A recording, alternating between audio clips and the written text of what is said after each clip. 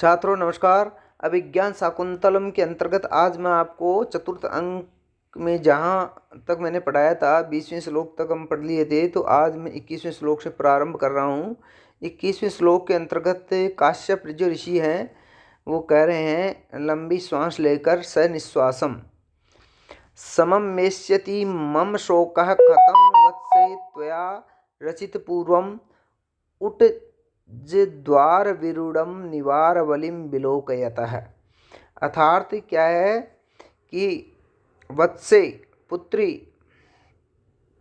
त्वया तुम्हारे द्वारा रचित पूर्वम पूजा के रूप में पहले रचे गए अर्थात डाले गए, और अब उटच द्वार विरूढ़म झोंपड़ी के द्वार पर उगे हुए निवार बलिम निवार धान्यों को विलोकयत देखते हुए मम शोक है मेरा शोक कथम नु शमम एष्यति कैसे शांत हो सकेगा। अर्थात हे पुत्री तुम्हारे द्वारा पूजा के रूप में पहले डाले गए और अब झोंपड़ी के द्वार पर उगे हुए निवार धान्यों बलि उपहार को देखते हुए मेरा शोक किस प्रकार शांत हो सकेगा। अर्थात कहने का मतलब यह है कि शकुंतला ने कहा कि आपका शरीर तपस्सरण से कृश हो रहा है, इसलिए आप मेरे लिए चिंतित न हो।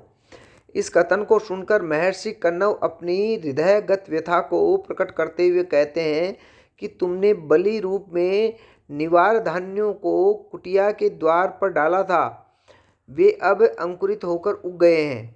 मैं जब उन्हें बार बार देखूंगा तो तुम्हारी स्मृति से मेरा शोक है वो निरंतर बढ़ता ही रहेगा।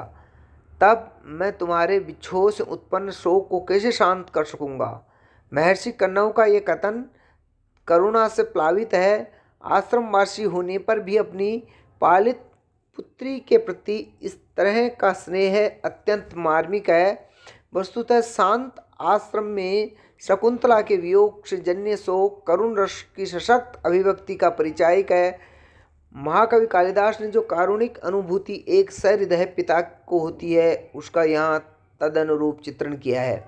प्रस्तुत श्लोक में शोक शांत न होने का कारण निवार बलि का विलोकन बताया है। अतः यहाँ पदार्थ हेतु काव्यलिंग अलंकार है, आर्या जाति छंद है, और इसकी जो संस्कृत व्याख्या है वो इस प्रकार है कि वत्से पुत्री त्वया शकुंतलया रचित पूर्वम प्राक रचितम विन्यस्तम उटज द्वार विरूढ़म पर्णशाला द्वारोत्पन्नम निवार बलिम मन धान्य पूजोपहारम विलोकयतः पश्यतः मम कन्नवस्य शोकः विषादः कथम नु केन प्रकारेण मम शांतिम एष्यति प्राप्स्यति।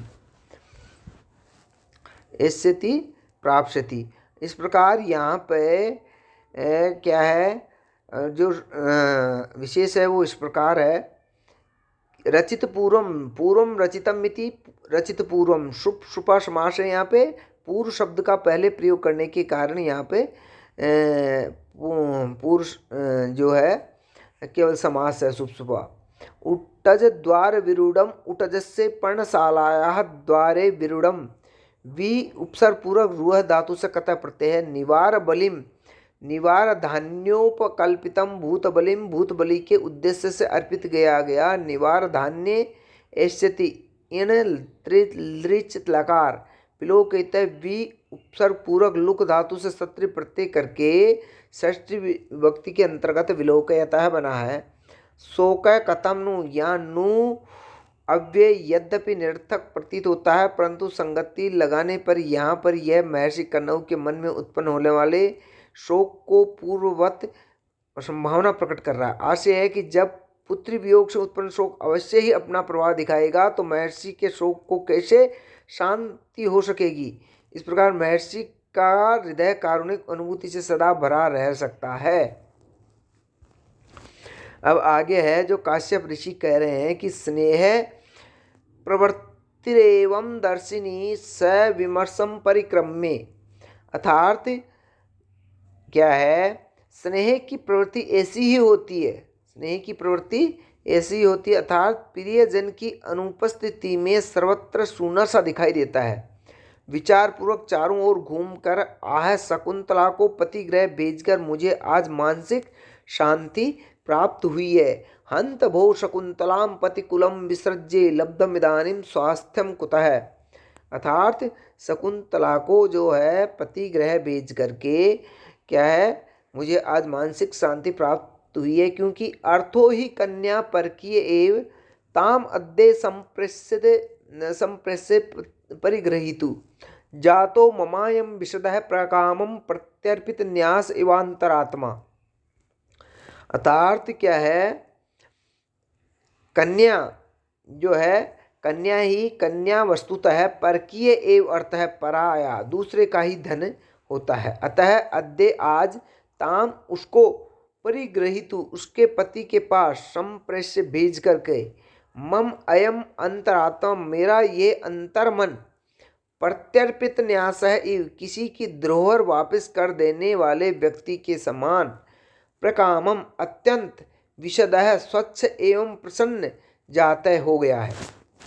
कन्या दुहिता ही निश्चयन परकीय अन्य से एव ही अर्थः धनम अद्य अस्मिन् अस्मिन् हनि अहनि ताम इसी क्षण मतलब ताम कन्याम शकुंतलाम परिगृहीतु परिणेतु संप्रेष्य प्रस्थाप्य मम कन्नवस्य अयम एषः अंतरात्मा हृदय प्रत्यर्पित न्यासः पुनर्पित निक्षेपः इव यथा प्रकाम अत्यधिकम विशदः प्रसन्नः जातः संपन्नः। अर्थात क्या है, महर्षि कन्नव शकुंतला को अपनी पति गृह में भेजकर उसी प्रकार स्वयं को निश्चित अनुभव करते हैं जिस प्रकार कोई अपने पास रखी हुई धरोहर की वस्तु को सुरक्षित रूप में न्यासकर्ता को लौटाकर स्वयं निश्चिंतता का अनुभव करता है। वह प्रसन्नता प्रकट करता है कि उसने अपने कर्तव्य का निर्वाह पूर्णतया किया है। यहाँ कन्या को ऐसा धन बताया गया है जो कि परकीय है।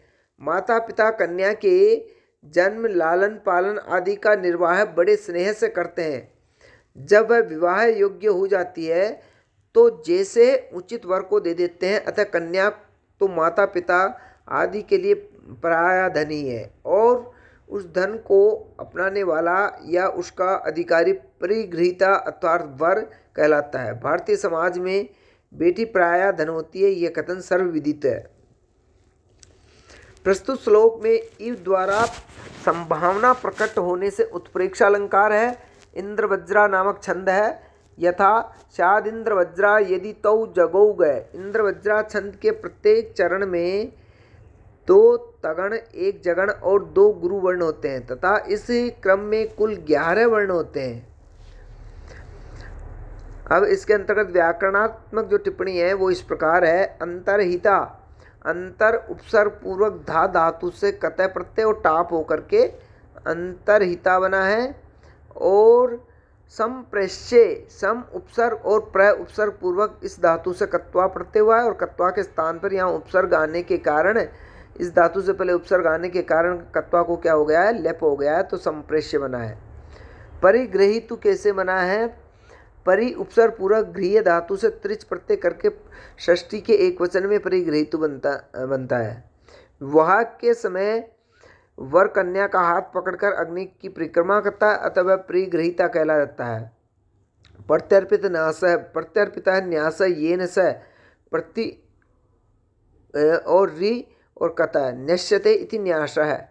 नि अश घय विषयदय स्वच्छ अर्थात भार मुक्ति के कारण प्रसन्न।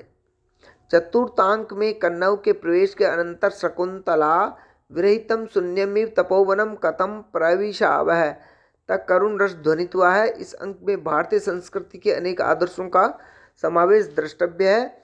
अब चतुर्थ अंक समाप्त होता है। जो चतुर्थ अंक कहा गया है कि काव्येषु नाटकम रम्यम तत्र रम्या शकुंतला त्रोपि चतुर्थो अंक तत्र श्लोक चतुष्टयी।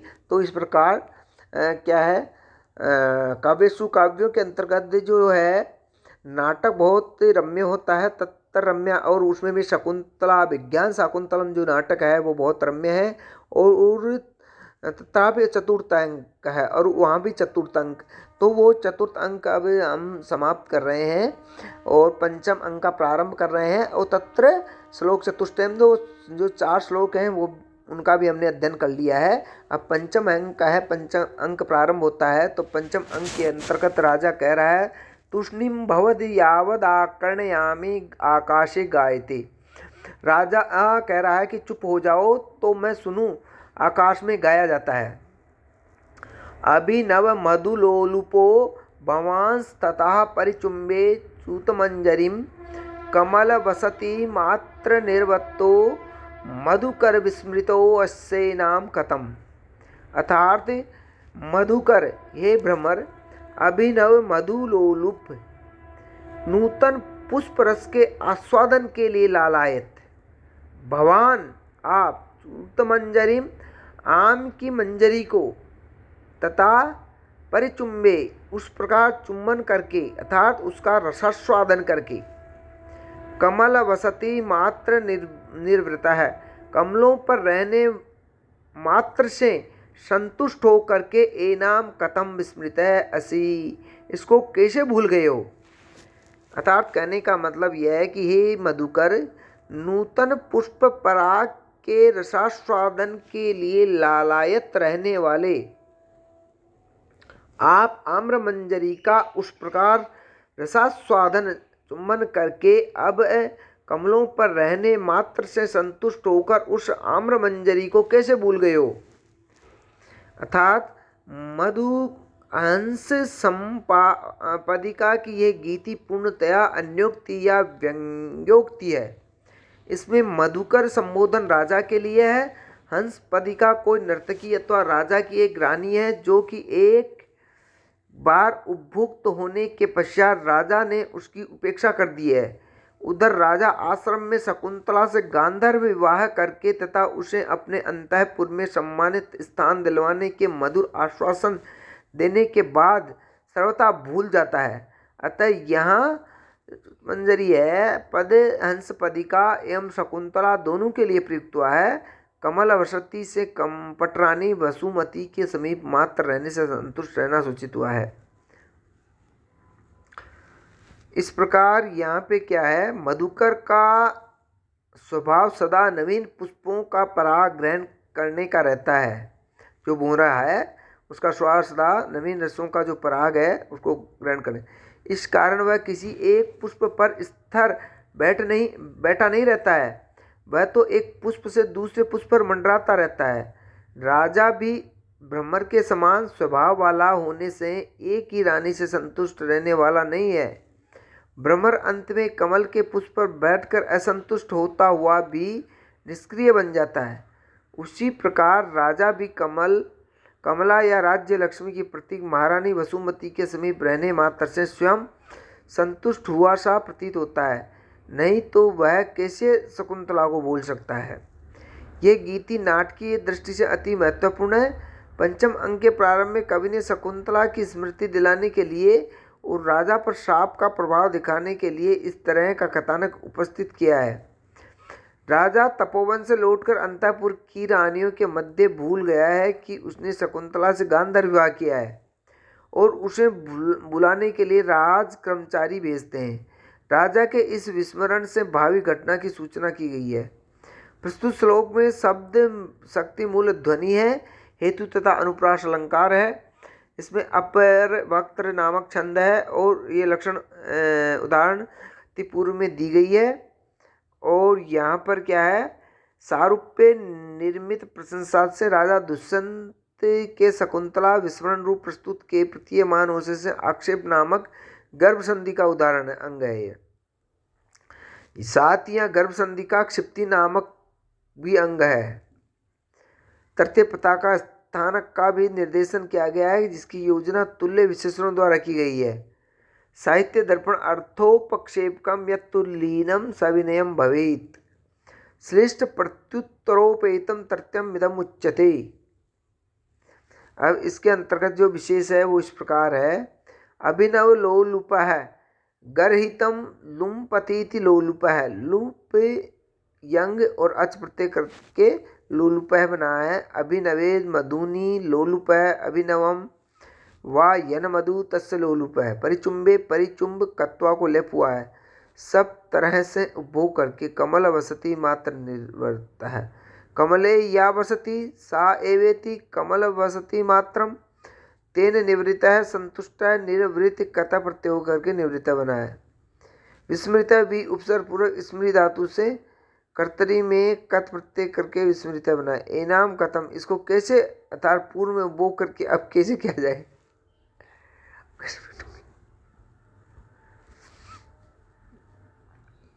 अब इसकी जो संस्कृत व्याख्या है वो इस प्रकार है। संस्कृत व्याख्या देखिएगा कि मधुकर है भ्रमर अर्थात अभिनव मधुलोलुप है नूतन पुष्प रसाभिलाषी त्वं भ्रमर है तमंजरीम आम्रवल्लरीम तथा तेन प्रकारेण परिचुंबे आस्वाद्ये कमल वसति मात्र निवृत्त है पद्म निवास मात्र संतुष्ट है। एनाम आम्रमंजरीम कथम केन प्रकारेण विस्मृतो असि न स्मरसि। अब आगे है जो इस प्रकार है, आगे का श्लोक है उसमें राजा कह रहा है आत्मगतम किम नु खलु गीतार्थमाकर्णेष्ट जन विरहाद्रते अपि नव उत्कंठितो असि अथवा अस्मि अथवा। इसमें क्या है, रम्याणि वीक्षे मधुरांश निशम्ये शब्दान पर्युत्सुको भवति यत सुखितो अपि जन्तुः तच्चेतसा स्मरति नूनम अबोधपूर्वम भावस्तराणि जननांतरसौहृद्यानि। अर्थात क्या है, रम्याणि मनोहर वस्तुओं को वीक्षे देख करके मधुरान शब्दांच और मधुर शब्दों को निशम्य सुनकर यत जो कि सुखितो अपि जंतु सुखी प्राणी भी पर्युत्सुक है उत्कंठित हो जाता है तत्तो वह नूनम निश्चय ही चेतसा मन से अबोधपूर्वकम ठीक ठीक जाने समझे बिना भाव स्तराणे वासना संस्कार रूप में दृढ़ रूप से स्थित जननांतर सौहृद्यानि पूर्व जन्म के प्रणय व्यवहार आदि को स्मरण करता है।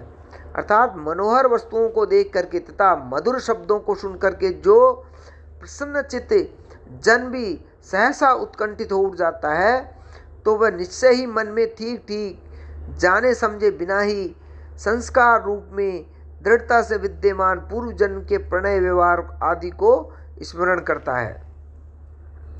अर्थात हंस पदिका द्वारा गाई गई मधुर गीति को सुनकर उसका भाव जानकर राजा अपने मन में सोचता है कि रमणीय वस्तुओं को देखकर तथा मधुर शब्दों को सुन करके प्रसन्नचित्त व्यक्ति भी उत्कंठित हो जाता है। हालांकि उस व्यक्ति के सामने प्रियजन वियोग आदि की चिंता नहीं रहती, फिर भी उसका मन सहसा खिन्न हो जाता है। इससे यहाँ सिद्ध होता है कि मनुष्य अपने संस्कार रूप में सुदृढ़ स्थित पूर्व जन्म में किए गए प्रणय व्यवहारों को बिना ठीक ठीक समझे हुए भी अपने मन में स्मरण करता है। अतः प्रत्यक्ष कारणों की तरह स्मृतिजन्य कारणों से भी सुखी व्यक्ति का मन उत्कंठित हो जाता है, फिर दुखी व्यक्ति की उत्कंठा का तो कहना ही क्या। प्रस्तुत श्लोक में अप्रस्तुत जन सामान्य से प्रस्तुत जन दुष्यंत रूप विशेष की प्रतीति हो रही है। अतः यहाँ पर अप्रस्तुत अलंकार है, पूर्वार्ध के कथन में उत्तरार्ध कारण है, अतः काव्यलिंग अलंकार है। अनुभव रूप कारण के न होने पर भी स्मृति रूप कार्य की उत्पत्ति से विभावना अलंकार है। नूनम से उत्प्रेक्षा वर्णावृत्ति से अनुप्रास अलंकार भी है। प्रसाद गुण वेदर विऋतु और वसंतली का छंद है और इसकी संस्कृत में जो व्याख्या है वो इस प्रकार है कि रम्याणि मनोहर वस्तूनि वीक्षे विलोक्य मधुरान श्रोत्र सुखदान शब्दान संगीतादीन च निशम्य आकर्णे सुखितः संजात सुखः अपि जंतुः प्राणी पर्युत्सुकः भवति यदुत्कंठितो जायते तत्पूर्वं यदवश्यमेव भावस्थराणि संस्कार रूपेण दृढ़म अवस्थितानि जननांतरसौहृद्यानि पूर्व जन्मानुभूतान प्रणयादि संबंध विशेषान अबोधपूर्वम अबुद्धिपूर्वकम यथा स्यात् तथा चेतसा मनसा स्मृति स्मरणम करोति। अब इसके अंतर्गत जो विशेष है व्याकरणिक दृष्टि से वो इस प्रकार है कि इष्ट जन विरहाद धृते अपि, प्रियजन के विरह के बिना भी रीते के प्रयोग में पंचमी विभक्ति है। दुष्यंत दुर्वासा के शाप के प्रभाव से शकुंतला को यद्यपि भूल सा गया था, फिर भी पूर्वगत संस्कार उसके अंतःकरण में विद्यमान थे, इस कारण वह उत्कंठा का अनुभव कर रहा था। रम्याणी रम धातु से यत प्रत्यय करके रम्याणी बनना है। विक्षे भी उपसर्ग पूर्वक इक्ष धातु से कत्वा को लेप होकर के विक्षे बना है। निसम्य नि उपसर्ग पूर्वक सम धातु से कत्वा हो को लेप होकर के निशम्य बना है। और परित्सुकाय भवति, परि उपसर्ग पूर्वक समन्तात उत्सुकाय भवति, अर्थात अत्यंत उत्सुक उत्कंठित हो जाता है। इसका पाठ्यांतर परित्सुकी बहुती होती है, जिसके अर्थ में कोई अंतर नहीं है। परि उत्सुक चिव और भू धातु से लट लकार में परित्सुकाय बना है। सुखिता है, सुख से इतच प्रत्यय, चेतसा मन से, भावस्त्राणि भावे वासनादिभि स्त्राणि भाव स्त्राणि, जननांतर सौहृद्यानि अन्यत जननम जननांतरम मयूरव्यंजकादित्वात् समास तस्य सौहृद्यानि सुहृदय भाव सौहृद्यम, सुहृद अण से सौहृदय बना है। अब आज के लिए इतना ही। थैंक यू, धन्यवाद।